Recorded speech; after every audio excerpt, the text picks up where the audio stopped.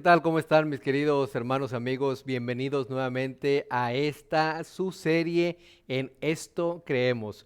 Nos sentimos muy contentos como cada semana de poder estar aquí con ustedes, de poder compartir la palabra de Dios y pues lo más importante de que ustedes estén aprendiendo, de que ustedes estén haciendo decisiones que los llevarán a la vida eterna. Y pues ya vamos en el estudio número 7 de los 28 que vamos a tener cada semana con el favor de Dios. Y en esta ocasión, pues vamos a hablar acerca de la naturaleza humana. ¿En qué creemos nosotros o por qué creemos nosotros en la naturaleza humana?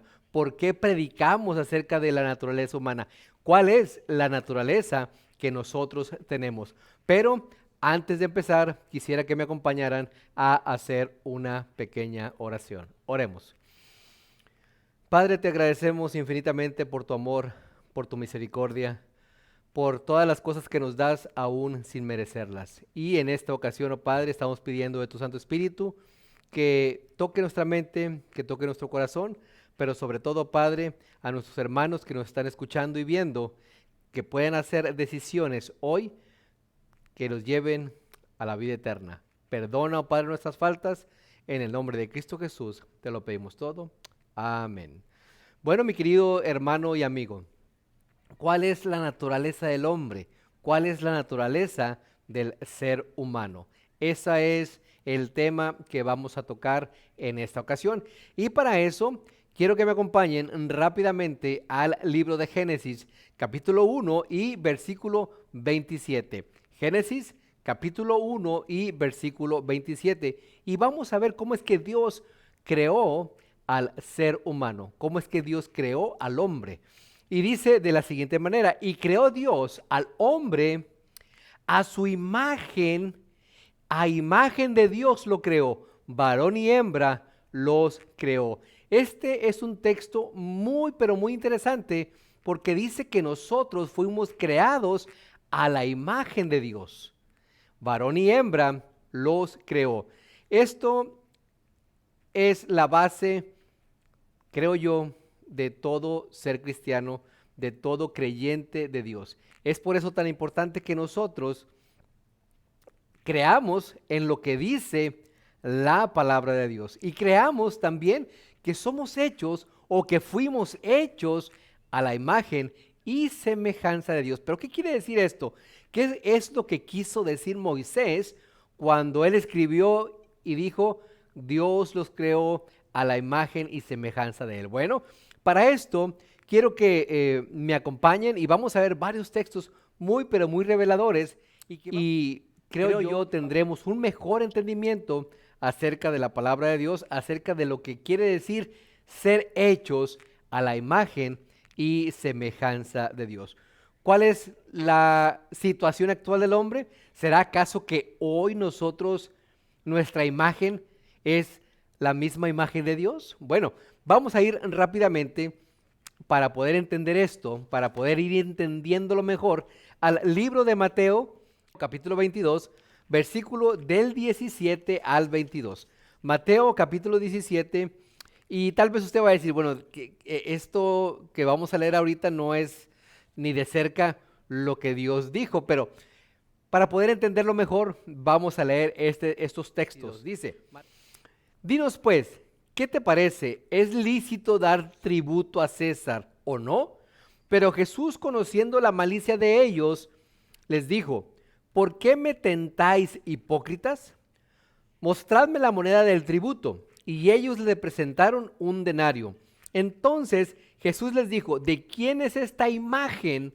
Ahí está la palabra clave, mis queridos hermanos amigos. Y la inscripción, le dijeron, de César. Y les dijo, dad pues a César lo que es de César y a Dios lo que es de Dios. Oyendo esto, se maravillaron y dejándole se fueron.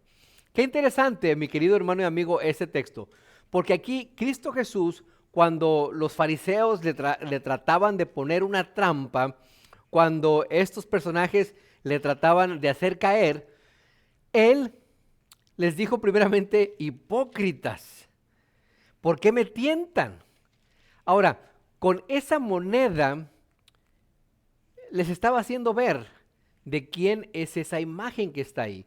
Por supuesto, yo creo, aunque no conozco todas las monedas o los billetes del mundo, he conocido varios de diferentes partes del mundo y la mayoría de las monedas o de los billetes traen la imagen de algún personaje famoso, de algún personaje heroico. Y en este caso, la moneda de los romanos traía al César.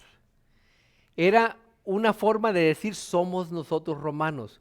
A él es al que nosotros alabamos, a él es al que nosotros gloriamos, él es el que nos representa a nosotros.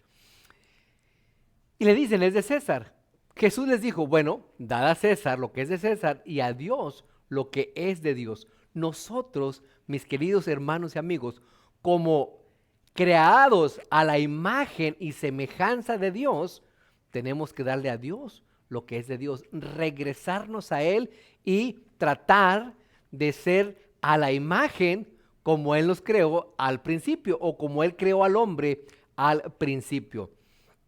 Ahora, si nosotros vamos rápidamente, un poquito más adelante, al libro de Colosenses, capítulo 1 y versículo 15, vamos a ver aquí algo también muy interesante. Colosenses capítulo 1, el versículo 15. Colosenses 1, 15. Y dice la palabra de Dios, Él es, hablando acerca de Cristo Jesús, Él es la imagen del Dios invisible, el primogénito de toda la creación. Cristo Jesús era imagen o es la imagen del Dios invisible, del Dios que no se podía ver, del Dios que nos hizo a todos nosotros. Entonces, ya aquí creo yo que ya vamos entendiendo mejor qué quiso decir Moisés con que fuimos hechos a la imagen y semejanza de Dios, a su imagen. Ahora, por supuesto, dice la Escritura que nadie ha visto a Dios. Pero aquí el libro de Colosenses o la carta a los Colosenses escrita por Pablo nos dice que Cristo Jesús es la imagen de Dios. Así es que yo creo que todos nosotros, mis queridos hermanos y amigos, cuando vemos a un sobrino o vemos a algún primo o vemos a alguna persona y que es el hijo de algún conocido de nosotros y cuando lo vemos decimos, eres la viva imagen de tu padre o eres la viva imagen de tu madre. Los que no conozcan tal vez a los padres o al padre o a la madre van a decir, cuando lo vean van a decir, bueno, si así es como se ve el padre o así es como se ve la madre, ya más o menos me puedo imaginar con los un poquito más de años cómo se han de ver ellos. Entonces, al Dios que no se podía ver y que dice la Escritura que nos hizo a su imagen, cuando viene Cristo Jesús a representarlo en su representación aquí en la tierra, y ahora Pablo nos dice que es la viva imagen de Dios, podemos ahora darnos cuenta cómo es que es Dios. Y no solamente la imagen física, sino en la forma que Él se comportaba, la forma que Él trataba a los demás, la forma que Él hablaba con los demás. Es importante eso que también pongamos en nuestra mente. Pero, pues tristemente, el hombre, Adán y Eva, falló. Y seguimos fallando, tristemente. Pero para eso quiero que vayamos rápidamente a ese relato que se encuentra en Génesis capítulo 3, versículos del 1 al 6. Génesis capítulo 3, versículos del 1 al 6. Y vamos a ver algo muy, pero muy interesante. Vamos a descubrirlo, entre comillas lo estoy diciendo, porque muchas veces pasamos por alto algunos detalles o ciertos detalles que nos dan algunas claves para poder entender mejor el comportamiento del hombre. Dice la Escritura, Génesis 3, del 1 al 6. Pero la serpiente era astuta más que todos los animales del campo que Jehová Dios había hecho, la cual dijo a la mujer, con que Dios ha dicho, no comáis de todo el árbol del huerto. Y la mujer respondió a la serpiente, del fruto de los árboles del huerto podemos comer, pero del fruto del árbol que está en medio del huerto, dijo Dios, no comeréis de él, ni lo tocaréis, para que no muráis. Entonces la serpiente dijo a la mujer, no moriréis, sino que sabe Dios que el día que comáis de él serán abiertos vuestros ojos y seréis como Dios, sabiendo el bien y el mal. Y vio la mujer que el árbol era bueno para comer y que era agradable a los ojos y árbol codiciable para alcanzar la sabiduría, y tomó del fruto y comió. Y dio también a su marido, al cual comió así como ella. Lo primero, mi querido hermano y amigo, que quiero que tú te des cuenta, que notes en este relato, es que dice que la serpiente era astuta. Pero dice también que era más astuta que todos los animales del campo que Jehová Dios había hecho. Ahora, era más astuta que todos los animales, mas no era más astuta que el hombre. Seguramente Dios le había dicho a Adán y a Eva, les había contado, les había explicado lo que había sucedido allá en el cielo. Y seguramente les había dicho que vendría ese Satanás, ese acusador, a tratar de engañarlos a ellos. Es por eso, y esa es la explicación que pudiéramos dar, que Satanás se tuvo que disfrazar o tuvo que hacer como que la serpiente hablara. Por supuesto sabemos que las serpientes no hablan, que ningún animal habla. Hay animales que pueden repetir algunas palabras, pero no hablan. Entonces, lo primero que queremos darnos cuenta aquí es que la serpiente dice que era astuta más que todos los animales, pero no era más astuta que el hombre.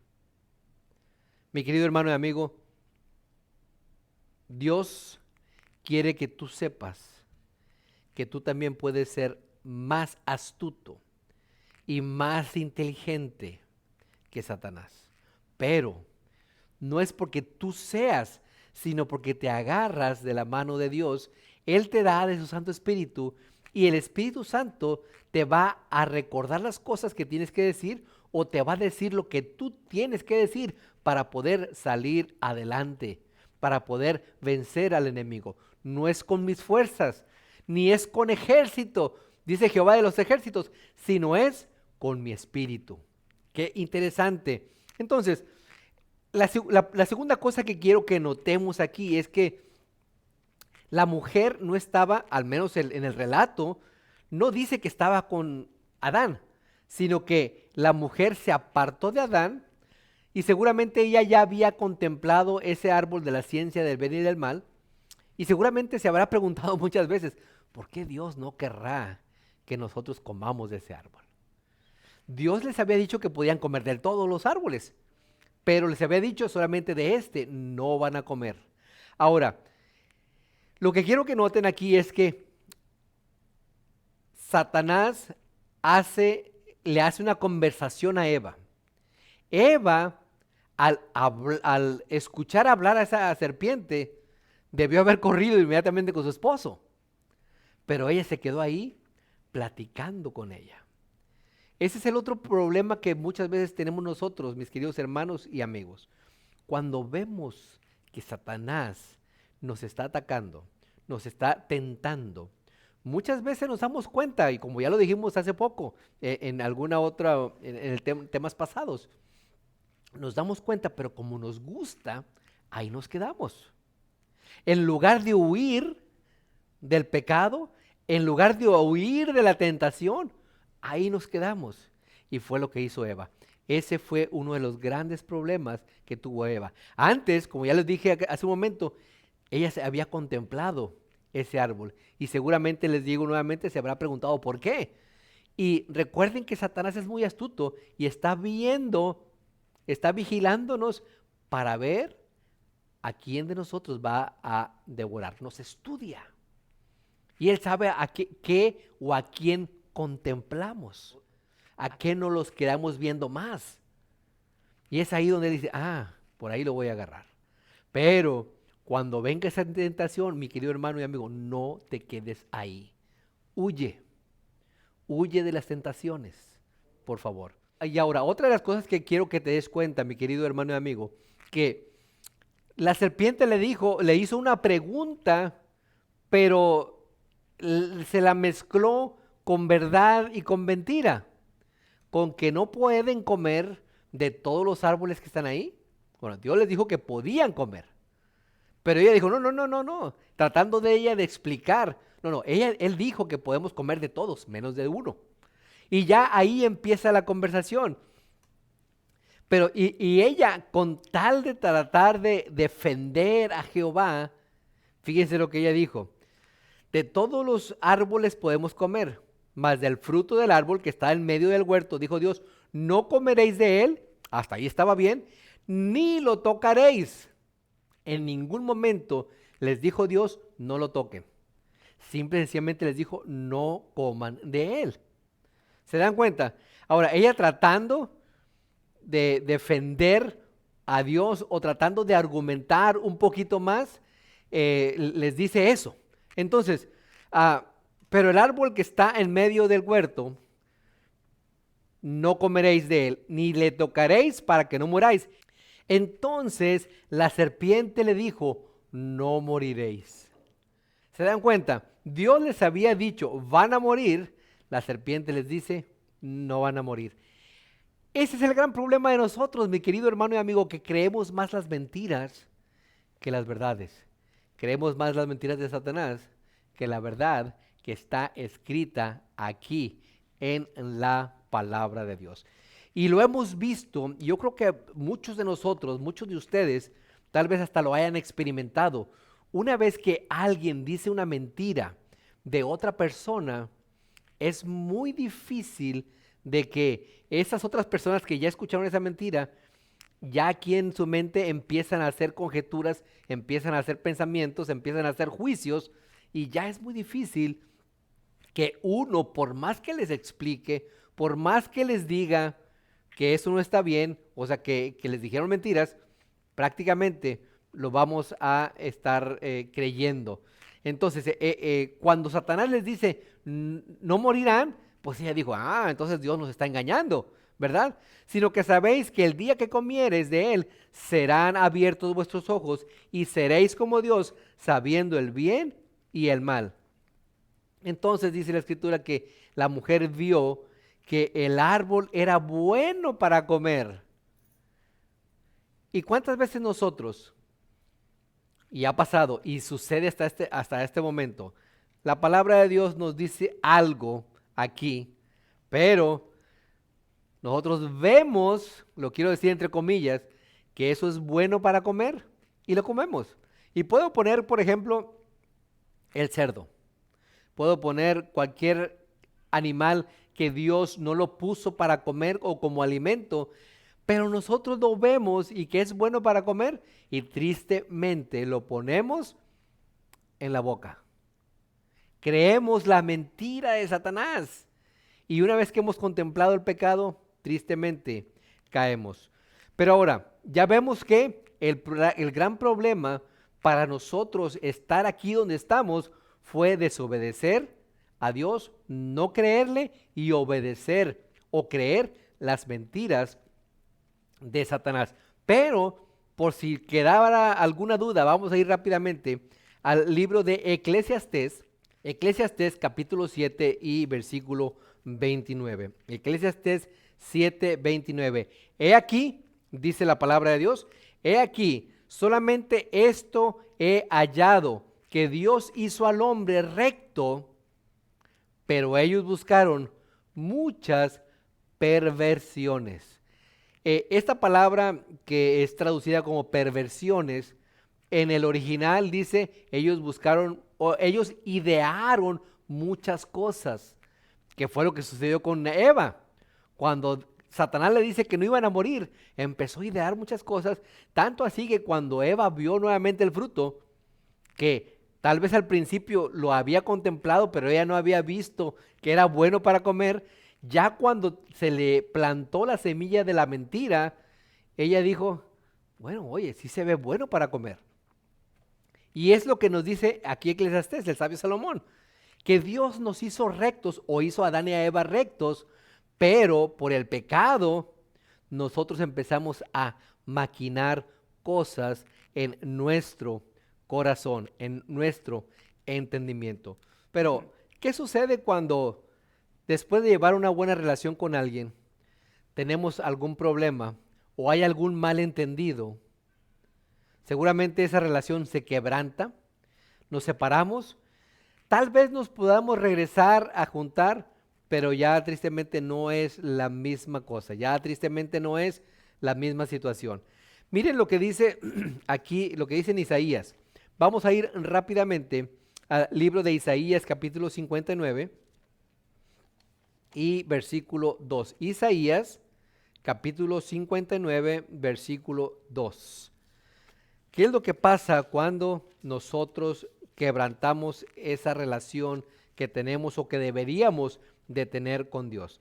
Dice Isaías 59:2, pero vuestras iniquidades, los problemas, las mentiras, los pecados, han hecho división entre vosotros y vuestro Dios, y vuestros pecados han hecho ocultar de vosotros su rostro para no oír. El pecado nos separa de Dios. El pecado hace que nosotros ocultemos el rostro para no oír a nuestro Dios. Cuando Él nos habla, por estar muy a gusto en lo que estamos haciendo, por estar muy a gusto en ese pecado que nos está haciendo piojito y nos estamos quedando dormidos bien a gusto, no queremos escuchar más a Dios. Es por eso que es esa separación. Pero no es que Dios quiera separarse de nosotros, sino que somos nosotros los que nos separamos, los que nos alejamos de Dios, porque no queremos escucharlo. No queremos escuchar los regaños, si lo podemos decir de alguna manera, cuando Él nos reconviene de algo aquí en su palabra, hacemos tristemente oídos sordos. Y de esa manera nosotros nos hacemos aliados de Satanás. Cuando nosotros pecamos, le estamos dando la razón a Satanás. Le estamos dando la espalda a Dios. Y de alguna manera, dijo Cristo Jesús, el que no está conmigo, contra mí está. El que no recoge conmigo, desparrama. Entonces, ¿de qué lado estás tú, mi querido hermano y amigo? ¿Estás con Dios o estás con Satanás? ¿Eres de los que peca o eres de los que se agarra de la mano de Dios? Va en busca de Cristo Jesús para que lo salve y lo limpie de toda maldad. Seguramente, como lo dije hace un momento, cuando hay una ruptura, es difícil que se vuelvan a juntar y Dios quiere que nosotros, a pesar de que hayamos roto esa relación con Él, Él quiere volver a juntarnos. ¿Y cómo lo hizo? Bueno, miren, vamos a ir rápidamente al libro de Romanos, capítulo 5 y versículo 8. Romanos 5, 8. No está todo perdido, mi querido hermano y amigo. Aunque fuimos creados a imagen de Dios y aunque esa imagen se ha roto con el correr de los años, con el pecado que hay en nosotros, fíjense lo que dice Romanos 5, 8. Mas Dios muestra su amor para con nosotros en que siendo aún pecadores, Cristo murió por nosotros. Y esa palabra que dice muestra en el original, también se puede traducir como que prueba.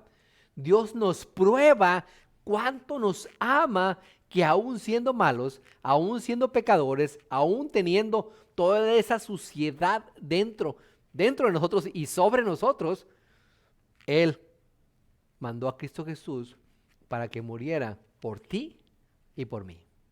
Qué gran amor es el que tiene Dios, que aún así muestra, nos prueba con la muerte de Cristo Jesús, que Él nos ama. Que a pesar de que estamos como estamos, Él nos ama y Él quiere salvarte, no quiere que te pierdas, mi querido hermano y amigo.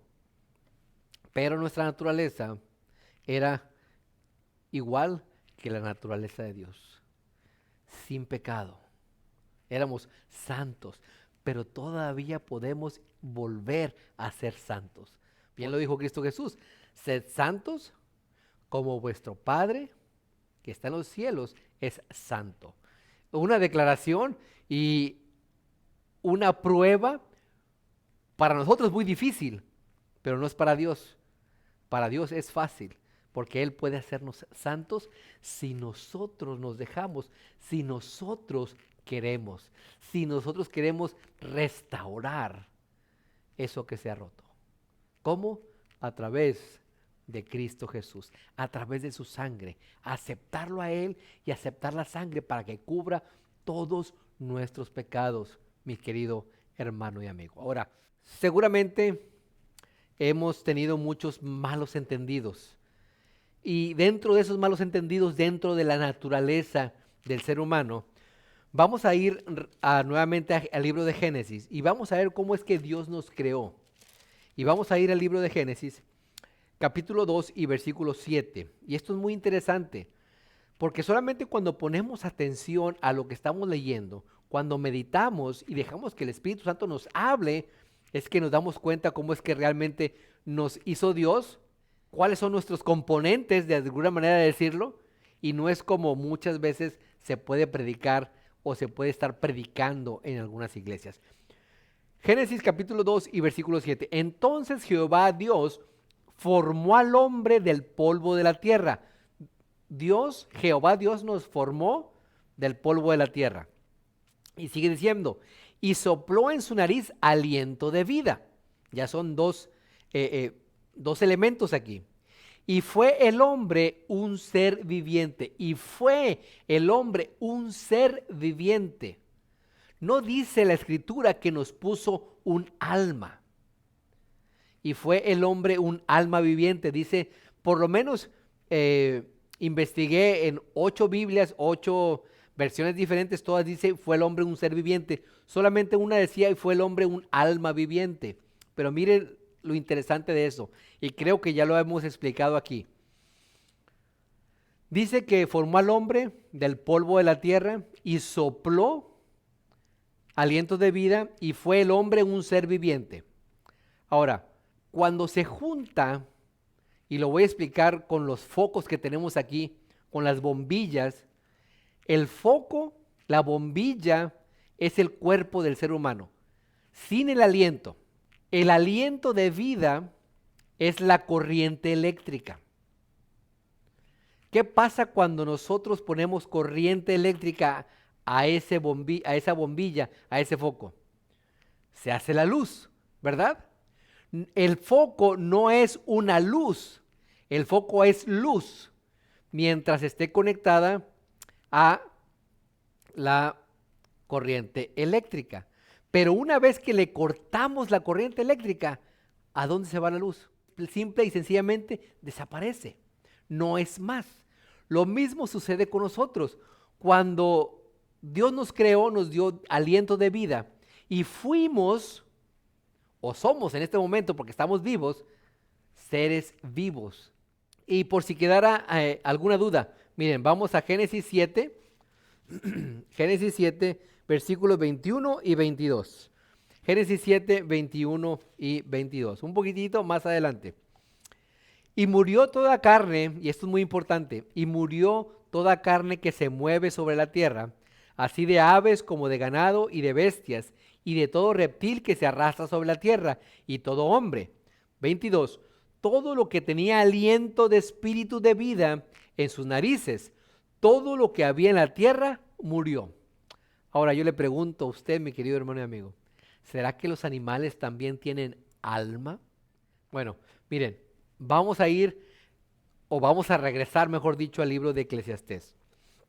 Y aquí el autor nos va a aclarar esta situación. Eclesiastés capítulo 3 y versículo 19. Eclesiastés 3:19.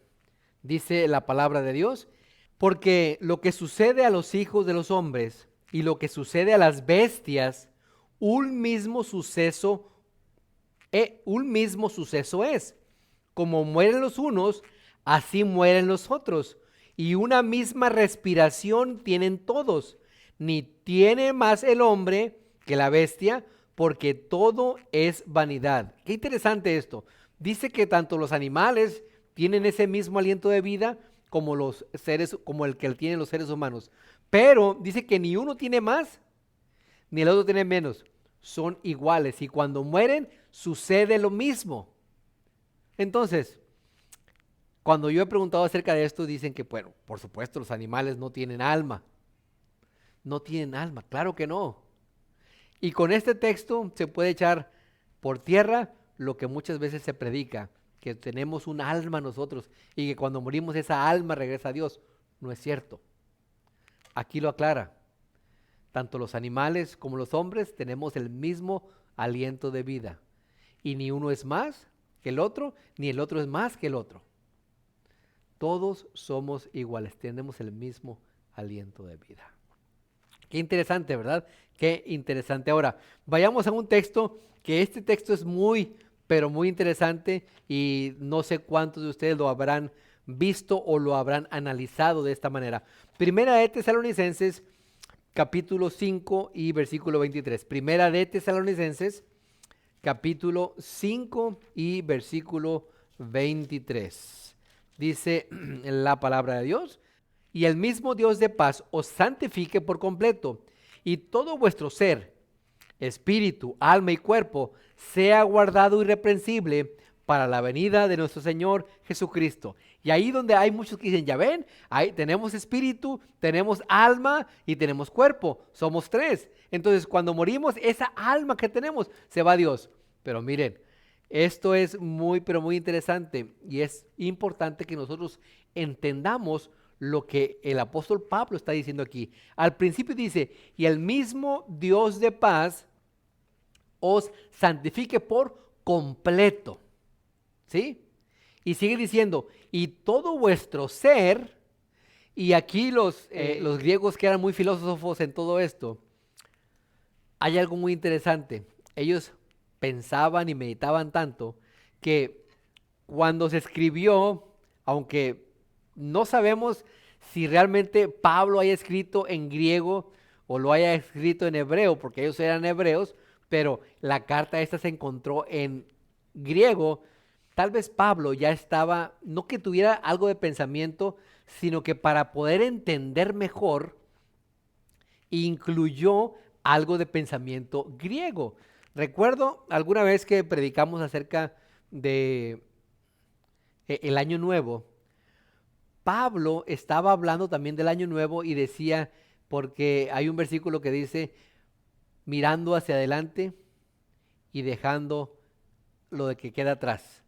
Y él precisamente estaba en el Año Nuevo, estaba encarcelado en el Año Nuevo.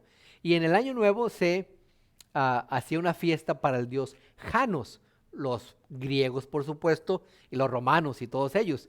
Entonces ese dios Janos tenía dos caras, una veía para adelante y otra veía para atrás. Entonces cuando él estaba escribiendo esa carta, seguramente esa idea se le vino a la mente y dijo, les voy a escribir esto, mirando hacia adelante. No es que estaba incluyendo el pensamiento griego, pero sí estaba tomando de alguna fiesta para que ellos pudieran entender. Ahora, me quiero atrever a decir que Pablo también, en ese pensamiento griego que ellos tenían, él lo metió aquí para que pudiéramos entender mejor. Cuando él dice el espíritu y todo vuestro ser, espíritu, alma y cuerpo, cuando él habla del espíritu, el neuma, él está hablando de la inteligencia y del pensamiento. Eso era lo que pensaban los griegos.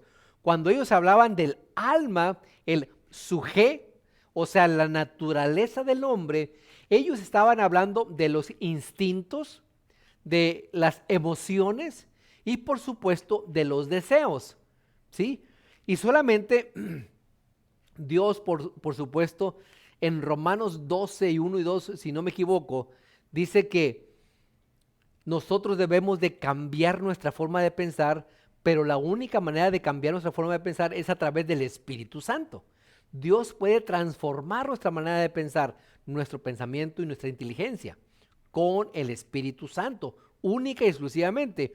También puede cambiar nuestros instintos cuando nuestros pensamientos están conectados con los pensamientos de Dios, cuando nuestra mente está conectada con la mente de Dios, nuestros instintos, nuestras emociones y nuestros deseos ya no son hacia la carne, ya no son hacia el mal, sino son a lo espiritual y hacia Dios, por supuestamente.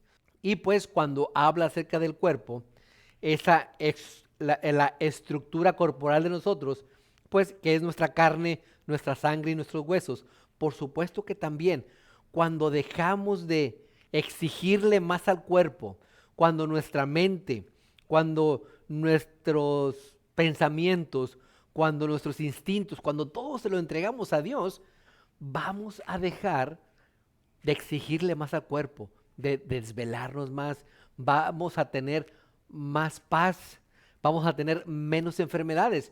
Y se ha descubierto, los científicos han descubierto que el hombre necesita por lo menos 24 horas para recuperar su cuerpo, para recuperar sus energías.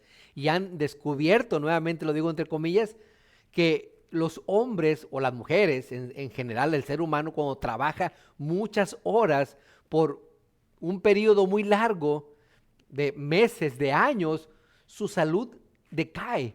Son más propensos a derrames, a infartos, a úlceras, a todo eso. Pero qué chistoso pudiera decirlo, ¿verdad?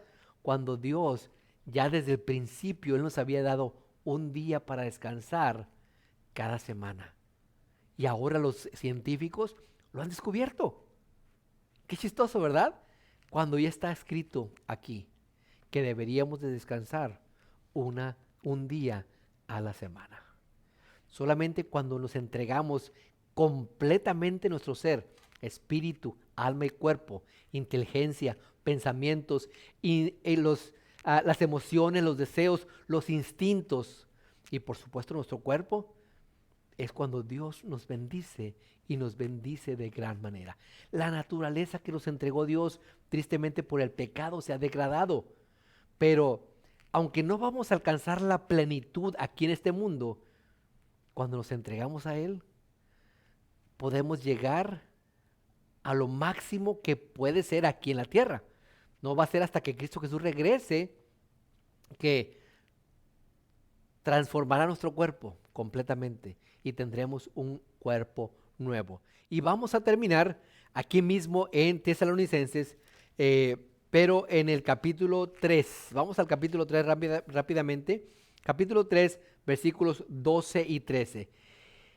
Y este es el deseo de Dios, el deseo mío, el deseo de Pablo también, para todos nosotros, para todos ustedes. Y el Señor os haga crecer y abundar en amor uno para con otro y para con todos, como también lo hacemos nosotros para con vosotros, dice, para que sean afirmados vuestros corazones, irreprensibles en santidad delante de Dios, vuestro Padre, en la venida de nuestro Señor Jesucristo con todos sus santos. ¿Queremos crecer, mis queridos hermanos y amigos, en la gracia de Dios? Bueno, la única manera es entregarnos a nuestro Dios. Él quiere lo mejor para nosotros. Él quiere nuestra plenitud, lo máximo que podamos alcanzar aquí en la tierra.